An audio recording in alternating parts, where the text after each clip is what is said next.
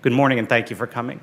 My name is Jacques Steinberg. I'm Senior Vice President of Higher Education at Say Yes to Education. And of all those on the program today, I am the newest to associate with this organization. I joined Say Yes in February after an almost 25-year career at the New York Times, writing about higher education, writing about issues of access and affordability. And one of the reasons that I wanted to come to Say Yes was because I felt that this was an idea whose time had come.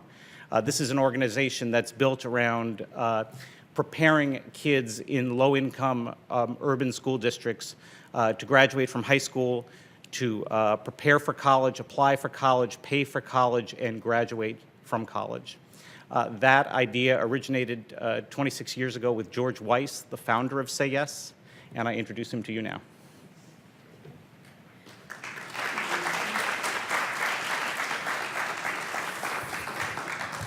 Firstly, I'd like to thank the Senator. She's been a great friend and a great partner, Say Yes.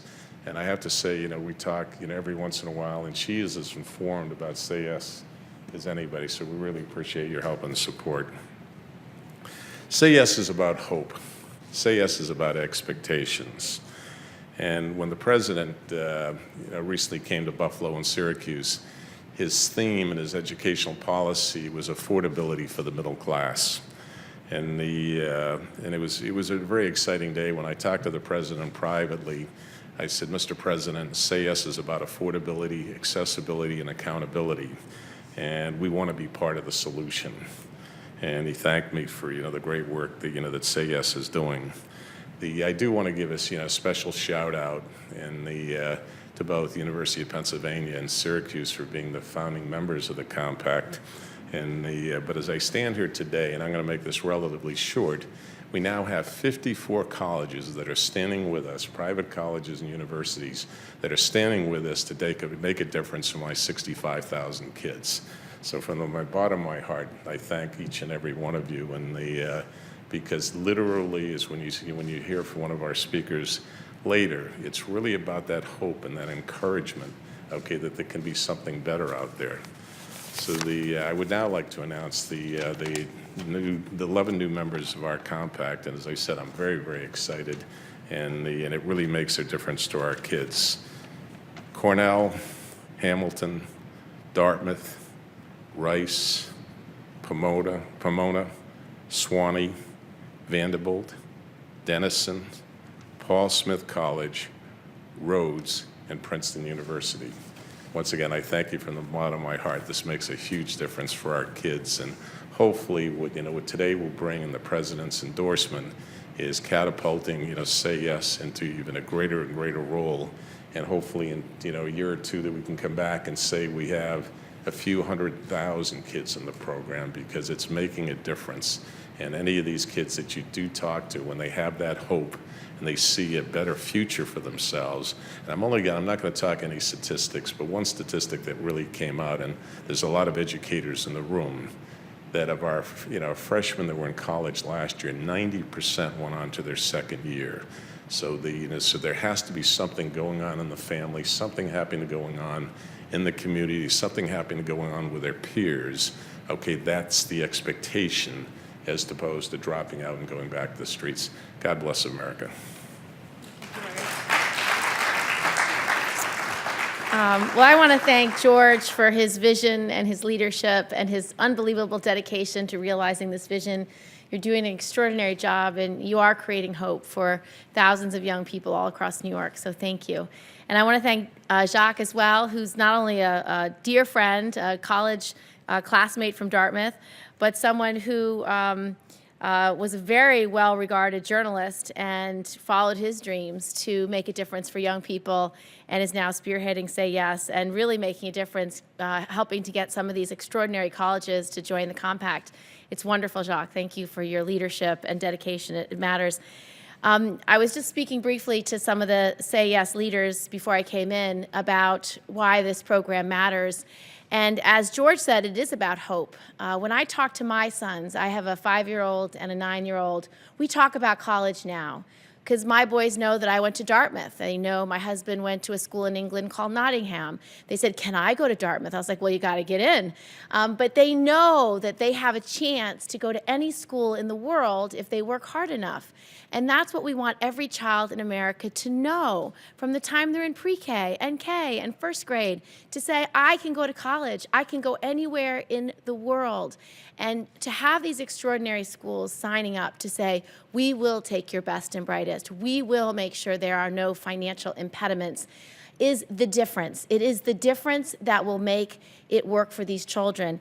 Now, I can tell you, we have more hope, talent, energy in our young people in New York than anywhere. And you want to know that every child has that opportunity to reach his or her God-given potential. And that's what Say Yes is all about. Getting an opportunity to have a college degree is the gateway to the middle class. It's actually the difference between being able to provide for your family, on estimate, $20,000 more just by getting that college degree.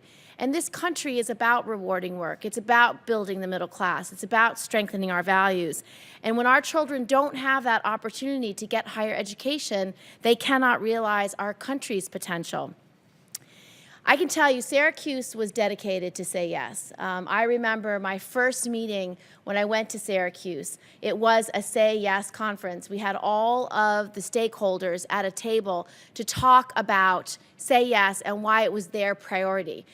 When Mayor Minor asked me, I say, Mayor, what do you need for Syracuse? She didn't ask for a road, she didn't ask for a bridge, she didn't ask for a sewer system. She said, I need money for Say Yes. I need money for Say Yes. I need money for Say Yes. It was her first, second, and third request. And that is the kind of leadership that Say Yes inspires. It really inspires all of our stakeholders, from mayors to our teachers to our community leaders to our parents, to say we are invested in our future. I am delighted that Buffalo has been added. We have so much potential for Buffalo now. We're going to have a word from one of our young people who is a Say Yes scholar from Syracuse, who graduated from Nottingham High School and is now at University of Pennsylvania. An extraordinary young student, Vin Ho, who we will hear from today. At the end of the day, it's all about America's future. It's all about lowering poverty rates, creating earning potential, creating stronger, more secure middle-class communities. It's about businesses having the workforce that they need to grow. That's what New York has to offer. That's what Say Yes believes in, and that's what you're actually accomplishing. So thank you for all you do. I'm delighted to support your efforts. It's a huge privilege. Thank you.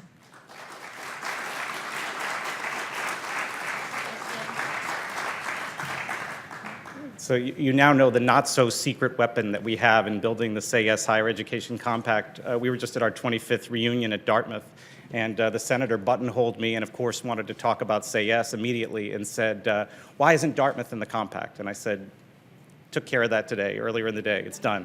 She said, well, what about Cornell? And I said, we're talking to Cornell. We could use a little bit of help. And you can see the result here with Dartmouth and Cornell and our 9 other wonderful colleges on the bill today. So thank you, Senator, for helping us. The 54 colleges that are members of the Say Yes Higher Education Compact all commit to provide enormous financial assistance to our students. I wanted you to meet a couple of the folks associated with that compact. One person who I'd like to acknowledge is Don Sala, the Director of Enrollment at Syracuse University. Don and Nancy Cantor, the Chancellor of Syracuse University, literally built the Say Yes Higher Education Compact from scratch. They recruited the first few colleges. We stand on their shoulders today. And so please join me in thanking Don Sala for this fine work. I wanted you to hear very, very briefly from a few speakers today to show you different aspects of Say Yes. The first speaker is Jonathan Burdick, who's the Dean of Admission at the University of Rochester, one of our longest and most generous partners. So, Jonathan. Thank you. I appreciate having the opportunity to speak from the college perspective. There are several college officials in the audience, and that should be one more indication of how much we value the kind of work that Say Yes does and the kind of organization and vision that it represents. Rochester is halfway between Buffalo and Syracuse, so we're great beneficiaries of this effort in both of these cities nearby, and we've been privileged to welcome 15 Say Yes students to our campus. 4 just graduated this year. I got to watch them walk. 4 came in to replace them. These students are full of hope and full of ideas in a way that wouldn't have always seemed possible in the kinds of districts and the kind of experiences they were coming out of before. So it's important to colleges because whether it's known or not, this is the work we've been trying to do all along. We've been trying to create transformational opportunities for students to study in our environment. The price tag we charge gets a lot of attention in the press, but that price tag is real. It's providing for an experience of access to faculty and access to opportunities that the entire world beats down a path to come. Syracuse, Penn, Dartmouth, Rochester, Sewanee, all of these schools are getting thousands of applications from abroad seeking exactly this kind of education. But for us, if we can find ways to provide it to the students that are right here in our backyards, we're going to be much happier and much better off as a society in the long run. So that's why we do it. And then why we think it's critically important is that the students who are struggling in some of these urban districts do not have hope and do not have opportunities that extend all the way to price tags of $60,000 a year.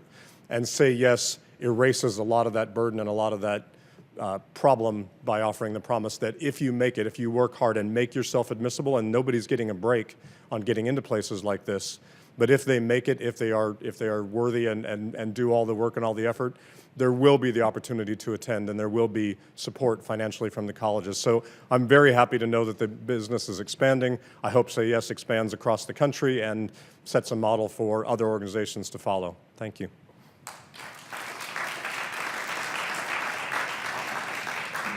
Thank you, John, and thank you on behalf of Say Yes for your partnership. One of the most exciting opportunities for anybody who works at Say Yes is to get to meet the students who are the beneficiaries of these awards and who make us so proud with what they do with this opportunity. We wanted you to have an opportunity to meet one of those individuals today, and I'm going to call on Vin Ho, who's a graduate of Nottingham High School in Syracuse and who is now a student at the University of Pennsylvania. Did you miss any class today for? No, but you have to go back to class.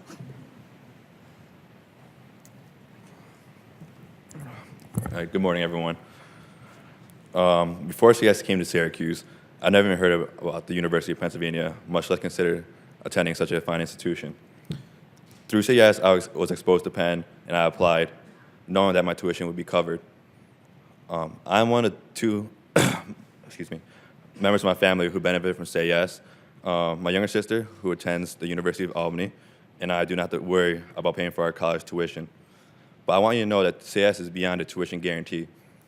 CS has provided my family and many other Say Yes scholar families with after-school enrichment programs, summer camp programs, legal clinics, and help filling out very complicated financial aid forms, and much more. CS wants their scholars to graduate from high school, attend college, and succeed professionally. They organize and host resume workshops and career fairs, and Say Yes helped me land internships that prepare me for my professional career. I can say with confidence that Say Yes is doing its part to close the achievement gap that exists in America today. One of the major reasons I chose to become an urban studies major and concentrating in public policy is because of Say Yes. I am proud to say I have watched Say Yes grow in Syracuse, and I look forward to seeing more students like me achieve their dreams. It's an honor to represent Say Yes here today, and I hope to see it grow in the future.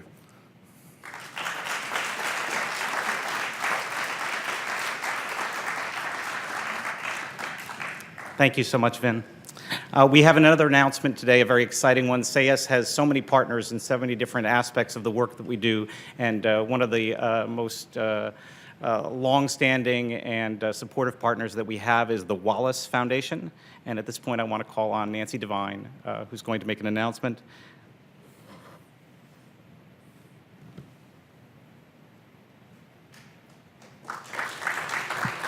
Thank you, Jock. Thank you. And many, many, many thanks go to George Weiss and to Marianne Schmidt-Carey for the work that they've done, the leadership that they've shown. Wallace has been a partner with Say Yes for a few years now, I think it's for 3 or 4 years now. And that partnership has been a wonderful one. So thank you for giving us the opportunity to be your partner. I'm especially glad to be here today to represent Wallace as Say Yes to Education announces new partnerships to bring new opportunities for kids to really have the dream of a college education. This really puts that dream within reach for so many low-income children that we know are so in need of this kind of opportunity.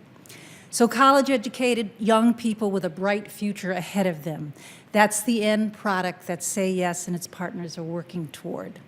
And at Wallace, our focus is on the beginning of that journey, making sure that from an early age, children have the support they need to thrive in school and out, that they graduate from high school, and that they're able to seize the opportunity that Say Yes provides to realize their potential. But make no mistake, for families with low incomes, the obstacles are huge and they start early. On the 2011 NAEP test, fourth graders eligible for free lunch were less likely to achieve proficiency in reading and math than their higher income peers. Lying behind this inequality of outcomes is inequality of opportunity. According to the U.S. Census Bureau, only 17% of children in families receiving food stamps take lessons outside of school in subjects like music, dance, technology, and languages. This is compared to 46% of children from families that don't receive food stamps or other common forms of federal assistance. In the face of this disparity, we're seeing a growing recognition, spurred by Say Yes and other leaders, that a single narrow intervention is not enough to address these problems. It takes a combination of conditions for a child to succeed. We know that good schools and opportunities to learn outside the classroom are crucial, but we also know that just as well is nutrition, home safety, and quality health care. And when one of these conditions exists without the others, the benefit is limited. What that means is that success in one sphere may well be dependent on success in every other sphere. Government, private, nonprofit, after school, summers, school, we're all in the same boat. And what our children need is for all of us to grab those oars and start rowing in the same direction. That's why there's excitement and growing national interest in what these citywide collaborations that bring together different sectors can do. At the same time, there are questions about how to do it and how to pay for it. There are no easy answers, but there are model organizations out there showing us the ingredients that go into an effective collaboration, like the ambition to make a big difference, a commitment to bringing diverse voices to the table, and understanding that facts are friendly and data is the key to driving improvements over time, an insistence on strong governance and a clear plan for sustainability. Say Yes is one of those model organizations. At Wallace, we have seen what can happen when cities take the initiative to connect isolated programs and agencies and funders and families.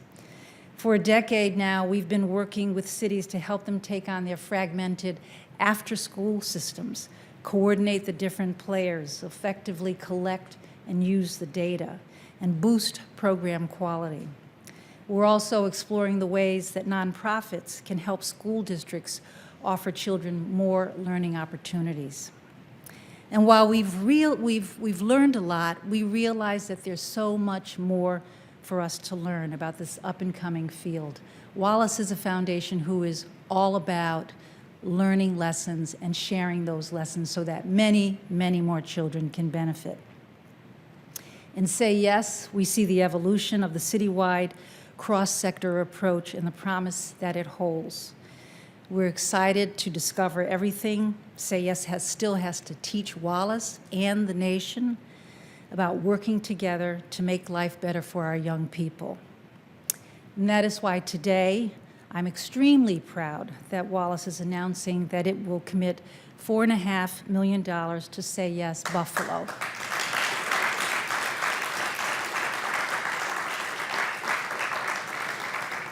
Wallace really is a believer in the saying that rising tide really does lift all boats.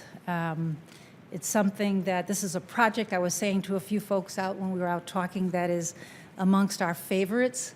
It's an area that Wallace has a lot of interest. We really believe that it's important to bring together the various sectors who have resources that come in many different ways, come in dollars and come in many other ways that relate to services and products. We're so happy to make this partnership today. I congratulate you and I thank you for giving us the opportunity to be your partner. Thank you.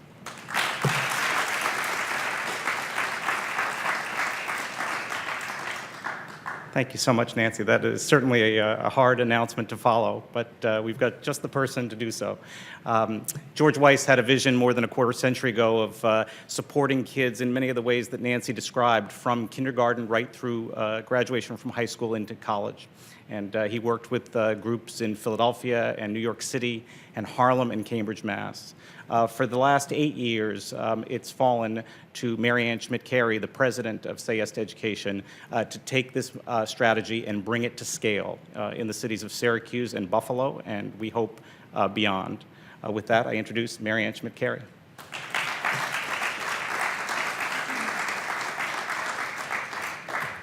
Thank you so much to everybody for being here today.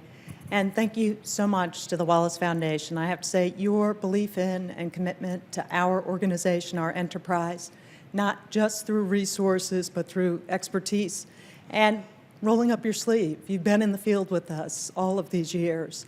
And as cheerleaders and as thought partners, and it's been absolutely transformational.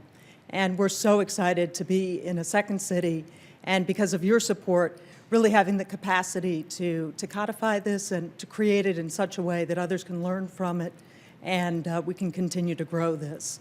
And honestly, it just would not happen without the kind of inspirational and innovative leadership that you two and the entire foundation represent. So thank you. This also wouldn't be happening if we didn't have leaders like Senator Gillibrand, who have stood with us really almost not for 26 years, but since we were bold enough to say, let's do this as a citywide strategy. She was one of the first people that we talked to, and she came into the field, and she rolled up her sleeves as well. And in a lot of ways, and I always enjoy listening to the senator speak because she talks from her experience as a mom, and I think in a lot of ways that's what this is about. It's really, we're trying to implement common sense at very large scale. And it starts with an understanding of what it takes to help your individual child, starting very young. I can't tell you how many college campuses my daughter, who's also 9, has already been on. And there is no question about what that future opportunity will be for her. But that doesn't happen. And to have leadership like the senators that recognizes financial aid is, quite frankly, it's not enough. It's critical, and let it keep on coming. But you have to change the conversation. It is that hope and that inspiration that changes actions that ultimately leads to a very different outcome. And in the America that we're in today, it's not a luxury to have a post-secondary degree. It's absolutely an essential credential to have. And if we're able to get people to set that as their expectation and then provide support starting in preschool all through the K-12 experience, that begins to minimize the predictable barriers to that happening, we'll start to see whole cities. And what's really different in Syracuse and in Buffalo, we did this at one of the most difficult times. The recession hit. The campaign for fiscal equity did not materialize in New York, which is where we were going. And I thank you, Randy Weingarten, the head of the AFT, for being with us today, and for your leaders in the field being with us as well. Union and management coming together to make it happen. But the resources didn't come. And what kept people at the table is because we had the University of Rochester and we had Syracuse University. We had many others, and we had community leaders. We have Alfonso O'Neill White, who's actually almost single-handedly building the scholarship fund in Buffalo to be able to offer full tuition scholarships not only at these phenomenal private campuses, but at public campuses. But that's what got people to say, we can't give up on this. Just because in New York State we're not going to see new money to pay for these programs, we have to come together and we have to reconsider how we're spending every dollar. And that's what's been happening in these two cities. And we're already seeing our first kids graduate from college. We all have a long way to go, but this unique federal to state to local collaboration in the field, the unique city government, county government, school district, union, private sector, everybody coming together on behalf of kids and really being able to create that groundswell, that movement that enables us to accomplish what many have thought is impossible. So I thank you all. I thank you, George Weiss, for being here for 26 years and helping us all to make this happen. This is just the beginning. New York State will create the existence proof, and then we look forward to working with leaders at all levels to, as John said, take this to many other parts of this country. So I end by just taking a second to say, these private colleges, this is extraordinary what you're doing. And it's not only the money. Everybody focuses on the money. It's what happens when kids walk onto your campus, the way you welcome them, the way you support them, you provide tutoring, and you make sure they're not just there for the first day of freshman, but for sophomore until they complete their degree. I've seen that happen on the Syracuse University campus. We wouldn't be standing here today without Nancy and Don Sala, and you are the model for this country, for what's possible, and we look forward to continuing to work with you and your colleagues to make a difference in kids' lives. Thank you.